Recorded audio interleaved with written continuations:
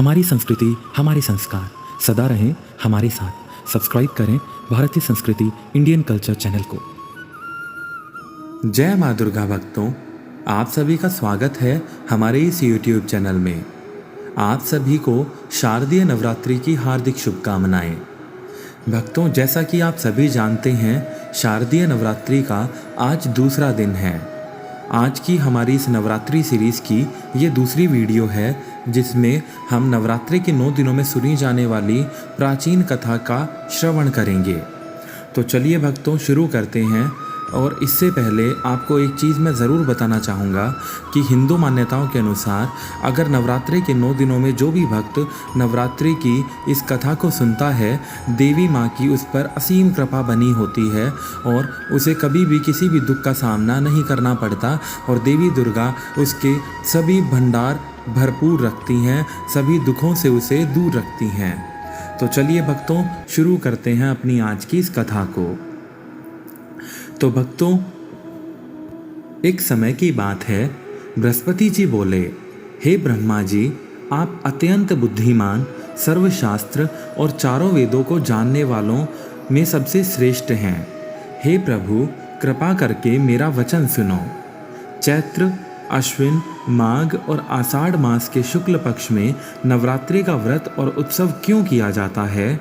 हे भगवान, इस व्रत का फल क्या है? किस प्रकार करना उचित है और पहले इस व्रत को किसने किया, सो विस्तार पूर्वक मुझे बताइए।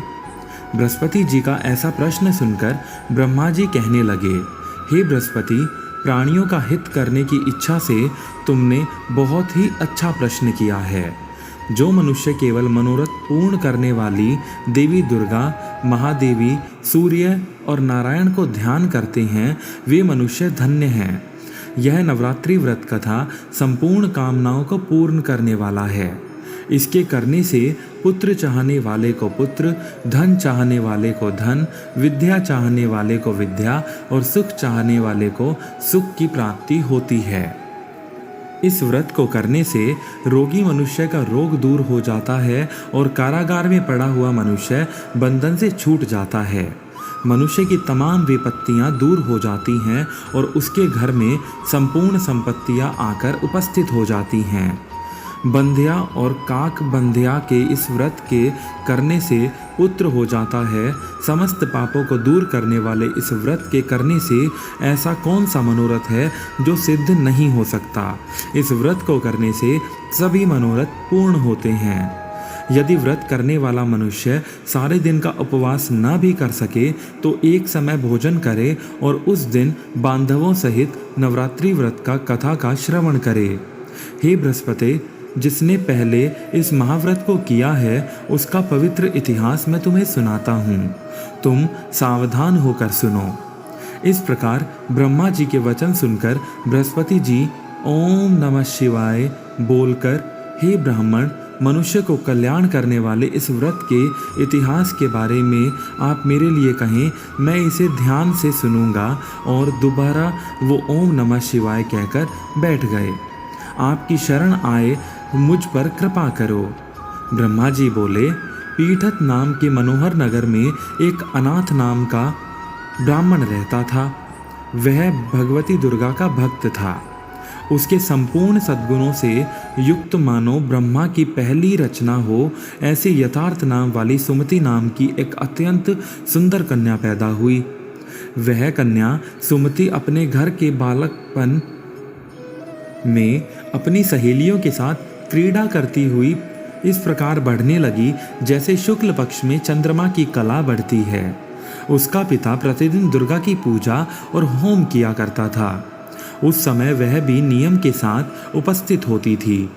एक दिन वह सुमति अपनी सखियों के साथ खेलने लग गई और भगवती के पूजन में उपस्थित नहीं हो सकी।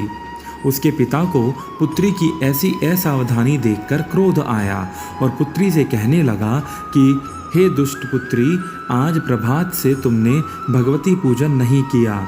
इस प्रकार मैं किसी कुष्ठी और दरिद्र इंसान के साथ तेरा विवाह करूंगा।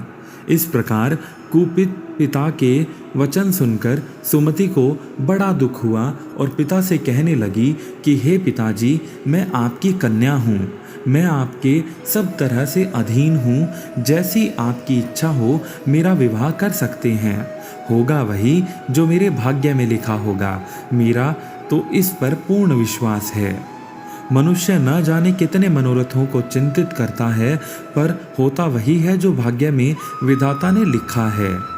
जो जैसा करता है उसको फल भी उस कर्म के अनुसार ही मिलता है, क्योंकि कर्म करना मनुष्य के अधीन है, पर फल के अधीन है सिर्फ वह खुद।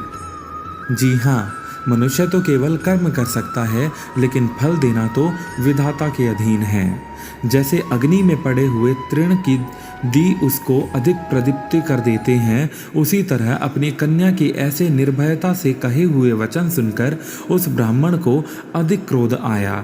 तब उसने अपनी कन्या का एक कुष्टी के साथ विवाह कर दिया और अत्यंत क्रुद्ध होकर पुत्री से कहने लगा कि जाओ जाओ, जल्दी जाओ, अपने कर्म का फल भोगो। देखें केवल भाग्य भरोसे पर रहकर तुम क्या करती हो। इस प्रकार से कहे हुए पिता के कटु वचनों को सुनकर सुमति अपने मन में विचार करने लगी कि अहो मेरा दुर्भाग्य, जिसमें मुझे ऐसा पति मिला। इस तरह अपने दुख का विचार करती हुई वह सुमति अपने पति के साथ वन चली गई और भयानक वन में कुशायुक्त उस स्थान पर उन्होंने वह रात बड़े कष्टों में व्यतीत की। उस गरीब बालिका की ऐसी दशा देखकर भगवती दुर्गा पुण्य के प्रभाव से प्रकट होकर सुमति से कहने लगी कि हे ब्राह्मणी, मैं तुम पर प्रसन्न हूँ, तुम जो चाहो वरदान मांग सकती हो, मैं प्रसन्न होने पर मनोवांछित फल देने वाली हूँ। इस प्रकार भगवती दुर्गा का वचन सुनकर ब्राह्मणी कहने लगी कि आप कौन हैं जो मुझ पर प्रसन्न हुई हो। यह सब मेरे लिए कहाँ और अपनी कृपा दृष्टि से मुझ दासी को कृतार्थ करो। ऐसा ब्राह्मणी का वचन सुनकर देवी कहने लगी कि मैं आदि शक्ति हूँ और मैं ही ब्रह्म, विद्या और सरस्वती हूँ। मैं प्रसन्न होने पर प्राणियों को दुख दूर कर देती हूँ और हे ब्राह्मणी, मैं तुम पर और तुम्हारे पुनर्जन्म के कर्मों पर बेहद प्रसन्न हूँ। तुम्हारे पूर्व जन्म का वृतांत मैं तुम्हें सुनाती हूँ, तो सुनो। तू पूर्व जन्म में निषाद यानी कि भील की स्त्री थी और अति पतिव्रता थी। एक दिन तेरे पति निषाद ने चोरी की और इसे करने के कारण तुम दोनों को सिपाहियों ने पकड़ लिया और ले जाकर जेल खाने में कैद कर दिया। उन लोगों ने तेरे पति को भोजन नहीं दिया। इस प्रकार नवरात्रि के दिनों में तुमने न तो कुछ खाया और न ही जल ग्रहण किया, इसलिए 9 दिनों तक नवरात्रि का व्रत हो गया। हे ब्राह्मणी, उन दिनों में जो कोई भी इस व्रत को करता है, मैं उनसे बहुत प्रसन्न होती हूँ और मनोवांछित वस्तु देती हूँ। इस प्रकार दुर्गा जी के वचन सुनकर ब्राह्मणी बोली कि अगर आप मुझ पर प्रसन्न हैं तो हे दुर्गे, आपको प्रणाम करती हूँ। कृपा करके मेरे पति के कोढ़ को दूर करो। देवी कहने लगी कि उन दिनों में जो तुमने व्रत किया था, उस व्रत के लिए 1 दिन का पुण्य अपने पति का कोढ़ दूर करने के लिए अर्पण करो। मेरे प्रभाव से तेरा पति कोढ़ से रहित और सोने के समान शरीर वाला हो जाएगा। ब्रह्मा जी बोले। इस प्रकार देवी का वचन सुनकर वह ब्राह्मणी बहुत प्रसन्न हुई और पति के निरोग करने की इच्छा से ठीक है ऐसे बोली। तब तक उसके पति का शरीर भगवती दुर्गा की कृपा से कुष्ठहीन होकर अति कांति युक्त हो गया, जिसकी कांति के सामने चंद्रमा की कांति भी क्षीण हो जाती है।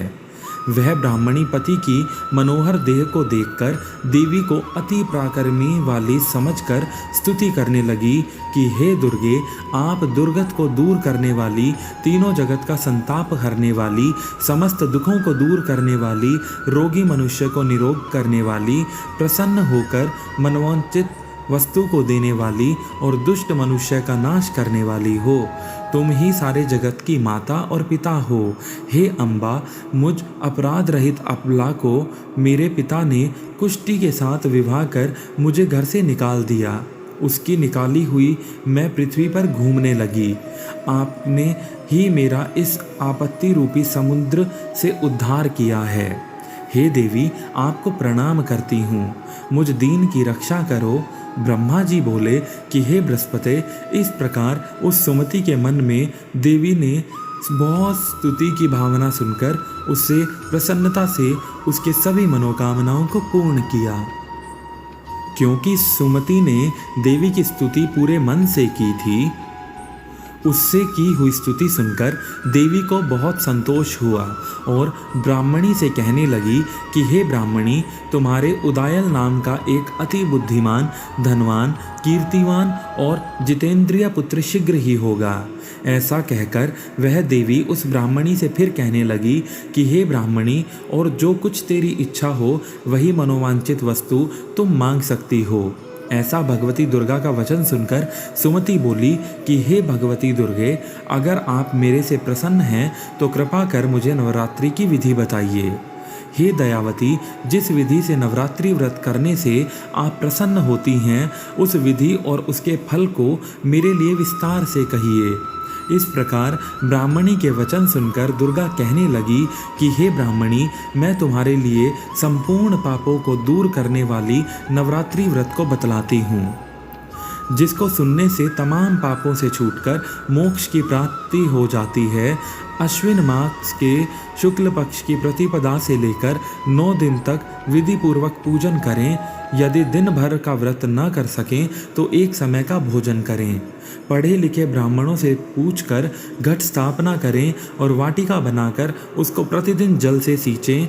महाकाली, महालक्ष्मी और महासरस्वती की मूर्तियां बनाकर उसकी नित्य विधि सहित पूजा करें और पुष्पों से विधि पूर्वक अर्घ्य दें।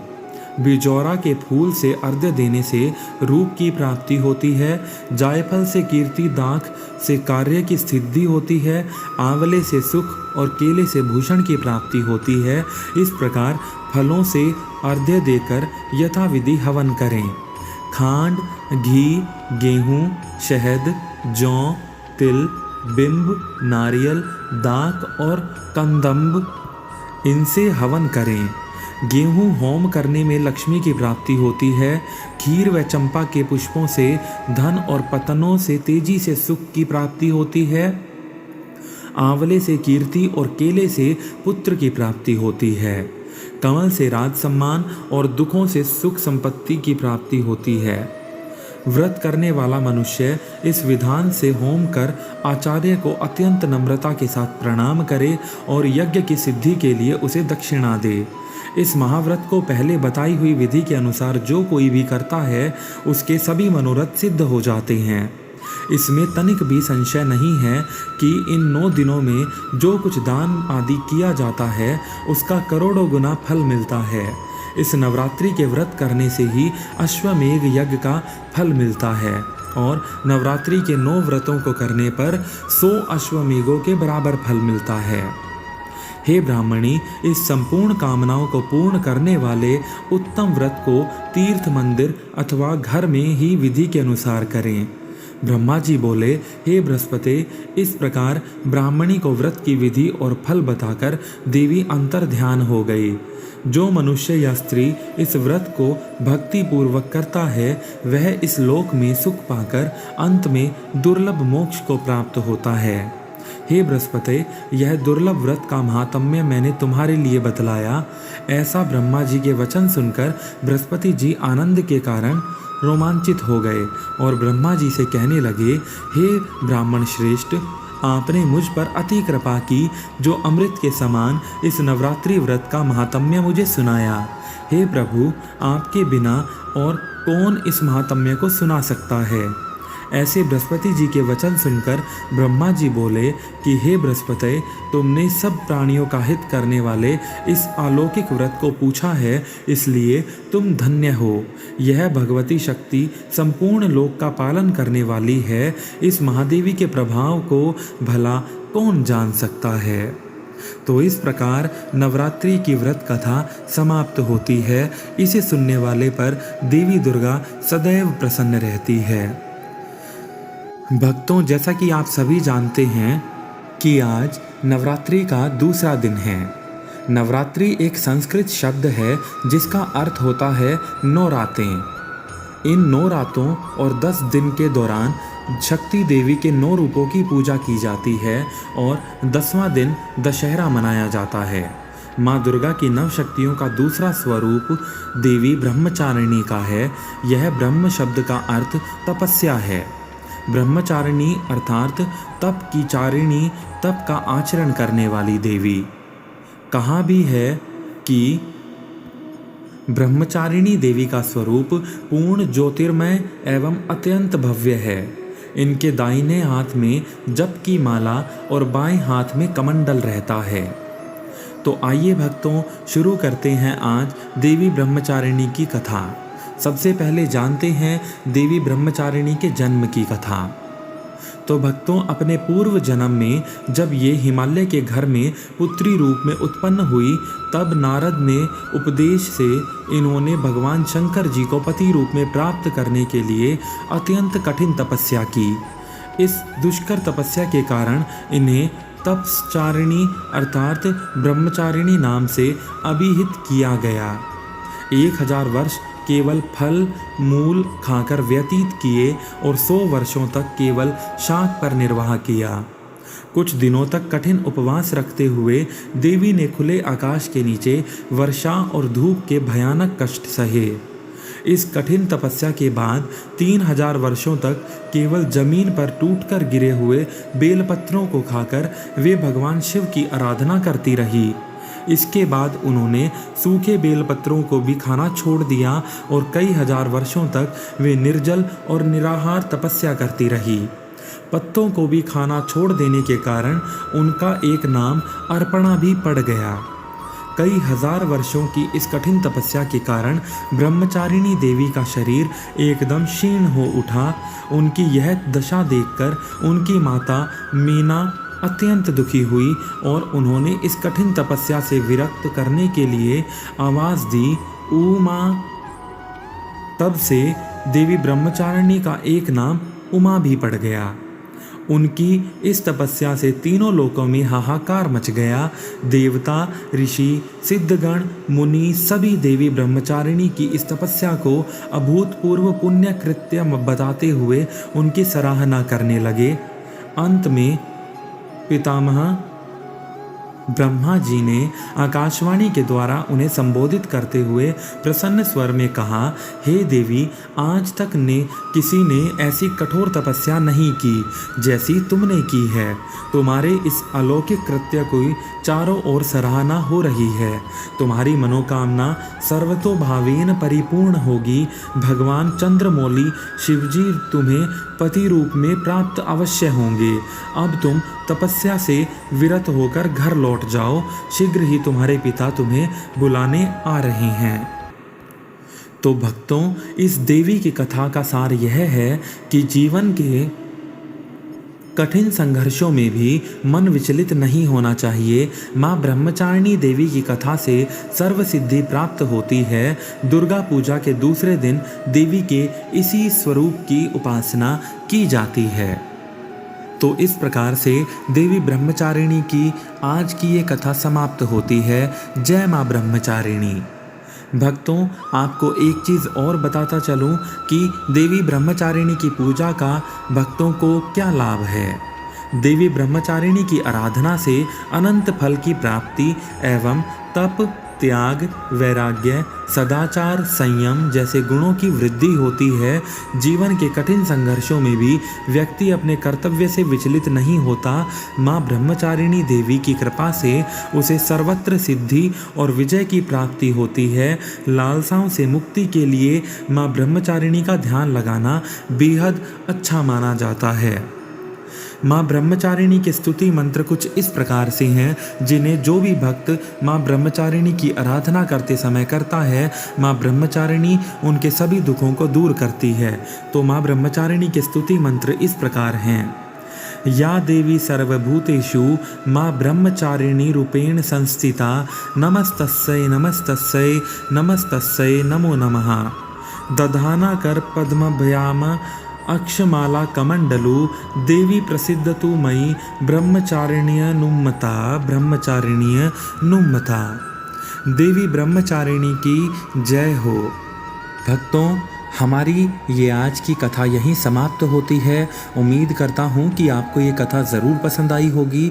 तो हमारी इस कथा को लाइक ज़रूर करें और अपने दोस्तों के साथ भी इस कथा को शेयर करें ताकि उन्हें भी देवी ब्रह्मचारिणी और माँ दुर्गा का आशीर्वाद प्राप्त हो सके।